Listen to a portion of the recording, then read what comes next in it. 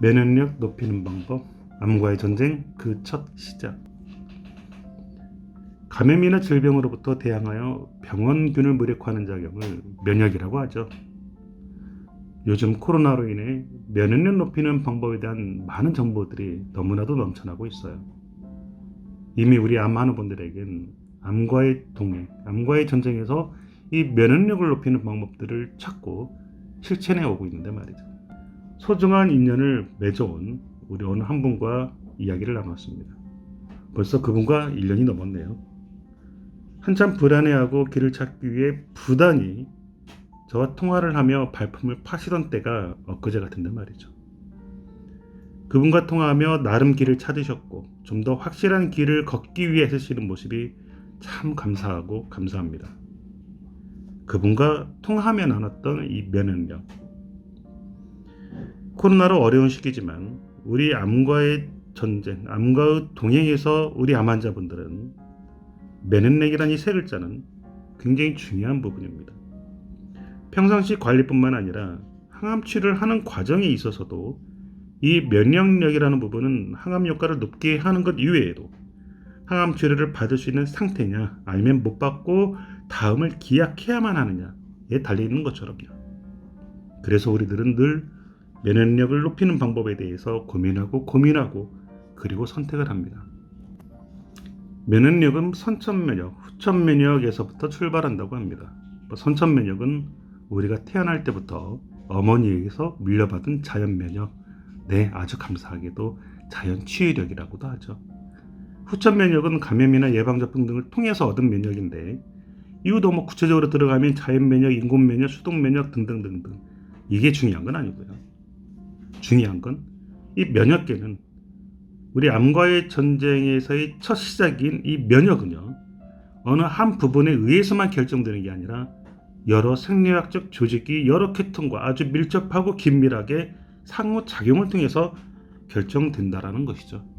즉, 어느 한 가지 방법만으로 면역력을 높이는 게 아니라 여러 가지 방법들이 서로 조화를 이루었을 때 제대로 된 면역력을 높일 수 있다라는 것입니다.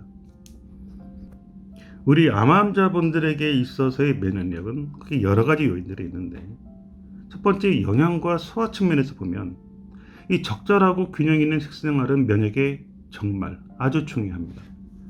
영양실조, 영양결핍이 면역력을 떨어뜨리는 주범이 되기도 하죠. 어떻게 보면 가장 크기도 하고요. 이 면역세포들은요, 단백질과 지방, 특히 단백질 섭취가 부족하면 이 T세포 같은 면역세포 생성이 아주 어려워집니다. 그러면 어떻게 해야 될까요? 두 번째는 수면과 휴식 측면에서의 면역력. 이 수면 부족은 면역계의 활성화를 방해하고 항체 형성도 낮게 하여 면역력을 떨어뜨립니다. 잠을 잘 때 렙틴, 뇌하수체 성장 호르몬, 프롤락틴의 농도가 증가되어서 이 혈액 내 조성 변화를 통해 일으켜 면역 활성화를 촉진시켜야 되는데 수면과 휴식을 제대로 취해 못하면 이게 제대로 발휘가 안 되겠죠. 깨어있을 때는 자연살의 세포도성 T세포의 활성화가 최고점을 이르게 해서 그래서 더더욱 충분한 수면과 휴식이 필요합니다.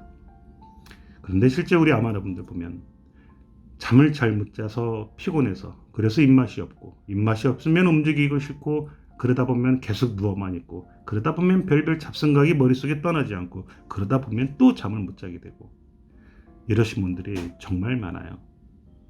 잠을 잘 때 우리 몸은 여기저기 고장난 곳을 복구하고 청소하고 몸 안의 독소를 제거하고 각 장기의 기능을 조절하느라 분주합니다.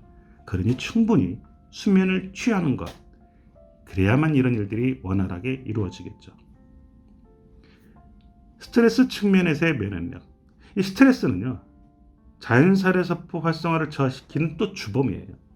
림프구를 억제하고 항체 생성을 감소를 시키고 면역 조절 성분들을 변형시켜서 전체적인 면역력을 떨어뜨리고 억제를 시킵니다.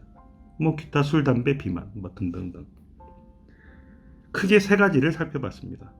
즉, 이 세 가지를 기본으로 한 상태에서 다른 무언가가 들어갔을 때 면역력은 최대한 높아질 수 있겠죠. 암 발생 혹은 재발을 막는 가장 효과적인 방법이 우리 몸의 면역력이며 음식, 식생활, 충분한 수면과 휴식, 그리고 스트레스를 완화하기 위한 이런 방법들, 이게 암과의 전쟁에서 첫 시작인 것입니다. 오늘 하루도 수고하셨습니다.